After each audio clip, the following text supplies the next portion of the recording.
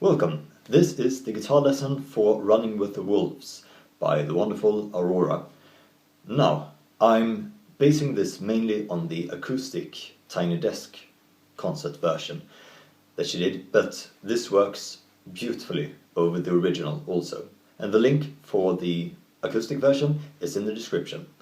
But even though this is a guitar lesson, we'll start with some basic rhythm for the song.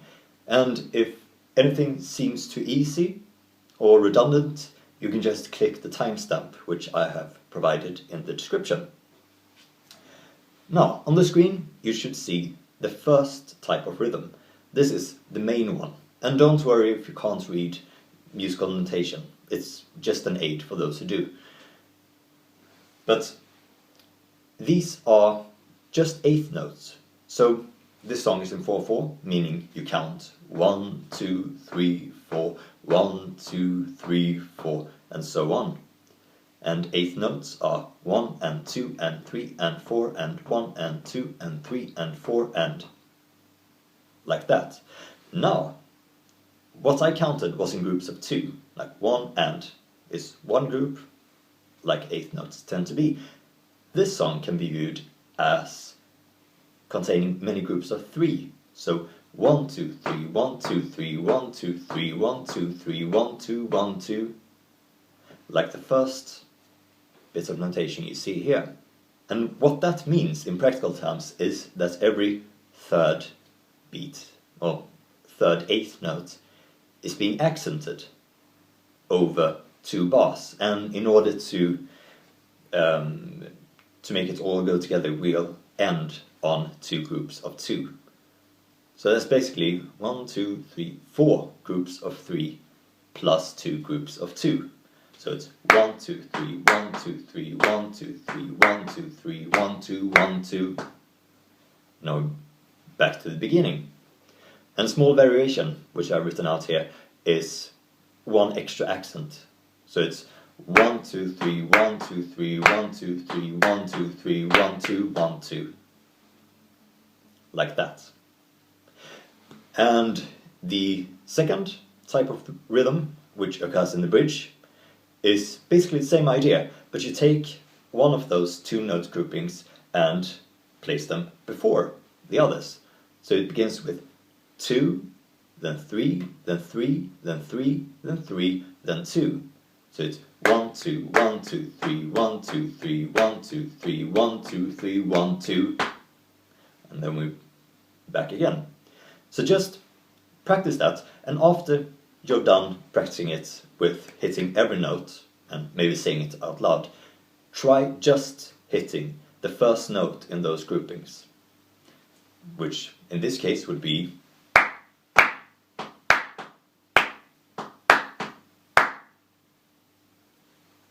like that. And if you listen to the song and you can do that without even thinking about this, then just go for it. You'll be fine. But yeah, it's a fun thing to practice. But now we'll pick up the guitar. Alright, so we begin with the intro, and the intro is exactly the same as the verse.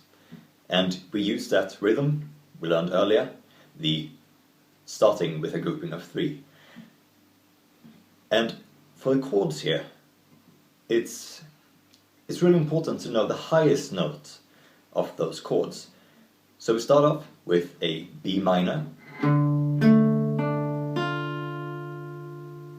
the highest note here is the F. You're not doing a full D minor barring with your index finger, just hitting those 4 strings. And the reason for that is because the accented notes occur on the highest string. So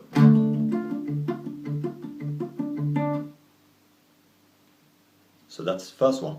So you might notice that the high goes, and you might also notice I'm palm muting. So I'm keeping the palm of my hand near the bridge and just lightly touching the strings in order to get that sound. And the main two notes here is the lowest, that needs to occur on the 1 in the bar, and the highest, which needs to occur on the accented beats. Other than that, you can just play around with 8 notes, and yeah, some 8th notes can be omitted. And after the D minor, we have an F, I suppose a power chord, like the F, the C, and the F. And the highest note here is once again F.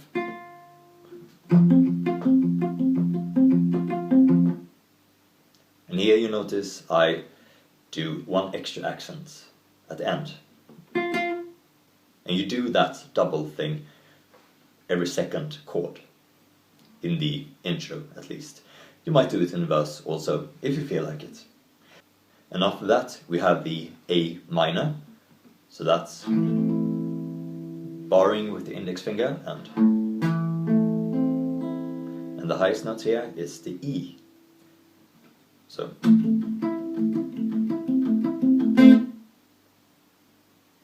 and then the C, with once again the E as the top note, and with the double note that we had in the F. So now that's the intro and also the verse. So what you can do in order to build intensity is to, first of all, not be so precise with your picking hand. You don't need to hit just 1 note, you can hit more than 1 at a time, so like that. You can also slightly lift your palm, move it away from the ridge, and experiment how much you want strings muted, especially when it comes to transitions, like from the intro to the verse, or from the verse to the bridge. If you listen to the acoustic version, you'll hear him easing off the palm muting whenever it's suitable. So, at the end of the verse, we of course have the last chord, which is the C.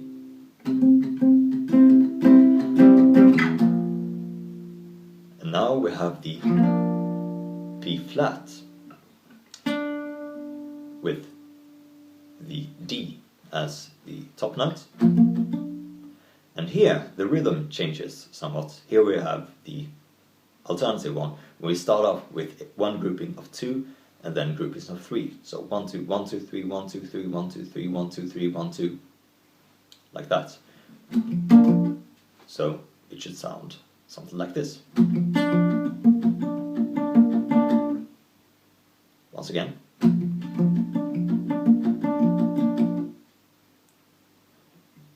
And then move down to the G minor. And here the top note could be the B flat, but you can also hit the D. Sorry. And for the D minor, with the F once again, a top note.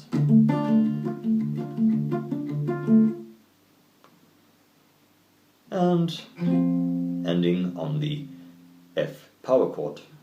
And now we arrive at the chorus, which is starting off with a B flat, now in a different position. And then a G minor, that one also slight variation of what we did before. So it's the G muting the A string with your, I guess, second finger. Open D, B flat, and D. And then your regular D minor. And it's not so terrible if you also hit the low A. And then the F. Now I prefer to just bar those two those two notes, borrowing those two strings rather, with my index finger and hitting the lowest one with my thumb. It spares my hand somewhat, but if you want you can do it like that. So, and for the first chorus, it's just ringing out.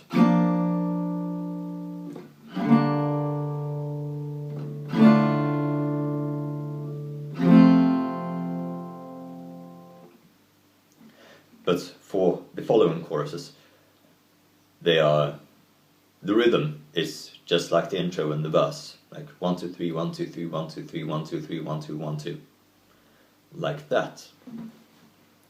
And here we continue with the verse, the bridge, and the chorus, just like we had before. So no real variations, except the chorus is, yeah, they are not ringing out. But now we come to the interesting, I call it bridge version 2 in my notes, which there should be a link in the description in order for you to access them, if you can decipher what they actually mean. But the chords, first of all, is, well, D minor, no surprises there, and a C with the D in the bass, so just keeping your index finger on the 4 strings in the middle, so and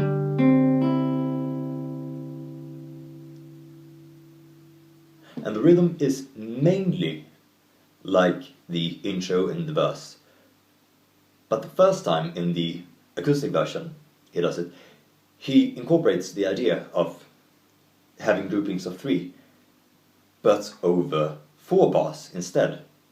So when we did it over 2 bars, we had to have 2 groups of 2 in order to make it all add up to 16 notes, which is the amount of 8th notes in 2 bars. But since we are playing around with 4 bars this time, you can see on the screen the notes here. That means there could be 1, 2, 3, 4, 5, 6, 7, 8, 9, 10 groupings of 3. So 30 notes and 1 grouping of 2. So 32, which is the number of 8th notes in 4 bars. So keeping with that idea, it's more syncopated and I really like it. And it sounds like this.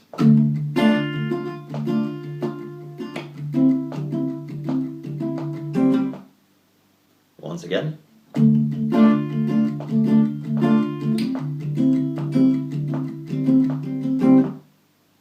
But for the rest of this bridge version 2, it's just like the intro and the verse, except you're not hitting individual strings, isn't it?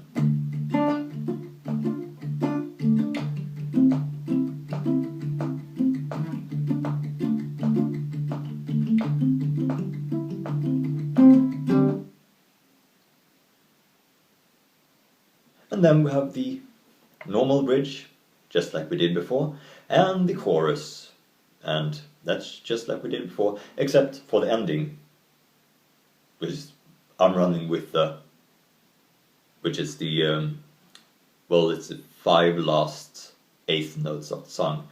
So just, let's see, yeah, the last chord should be F. So 1, 2, hello. 1, like that. But just listen to the song and you'll be able to not only figure it out, but feel it in your bones. And once you get that, it's very easy. So just play around with the song, have fun, good luck. If you have any questions, just leave them in the comments.